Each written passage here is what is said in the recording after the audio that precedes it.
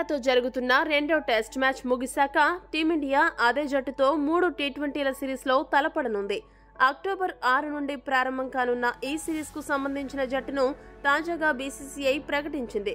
ఇక భారత స్టార్ ఆటగాళ్లైన రిషబ్ పంత్, శుభ్మన్ గిల్, యశస్వి జైస్వాల్, జస్ప్రీత్ బుమ్రాలకు విశ్రాంతి కల్పించడంతో వారి స్థానంలో యువకులు అవకాశం దక్కించుకున్నారు. ఇదే క్రమంలో team India wicket keeper, batter Sanju Samson కూడా సెలెక్టర్ల నుండి పిలుపు వచ్చింది. ఇక ఈ నేపథ్యంలో సంజుకి ఒక ప్రమోషన్ కూడా లభించింది. ఆ వివరాలు చూసుకుంటే స్వతహాగా ఓపెనర్ అయిన సంజు టీమిండియాకు ఎప్పుడు ఆడినా 3 లేదా అంతకంటే కింది స్థానాల్లో బ్యాటింగ్ చేస్తూ ఉంటాడు.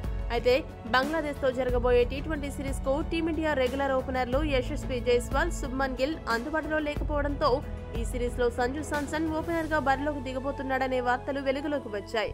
ప్రస్తుతం బీసీసీఐ ఎంపిక చేసిన జట్టుని పరిశీలిస్తే అభిషేక్ శర్మ ఒక్కడే రెగ్యులర్ ఓపెనర్ గా ఉన్నాడు.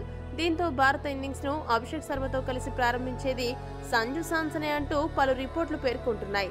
అతన్ని ఓపెనర్ గా ప్రమోట్ చేయాలని భారత జట్టు హెడ్ కోచ్ గంభీర్ భావిస్తున్నట్టు తెలుస్తుంది. గతంలో సంజు శాంసన్ కి ఎన్నోసార్లు అండగా నిలిచిన గంభీర్ ఈసారి సంజుని ఓపెనర్ గా పంపి అతడి సత్తాని పరీక్షించాలని చూస్తున్నాడు. అయితే ఐపీఎల్లో ఓపెనర్ గా మంచి రికార్డున్న సంజు అదే స్థాయి ప్రదర్శన ఈ సిరీస్ లో చూపించగలిగితే బంగ్లాకి చుక్కలు కనిపించడం పక్కా.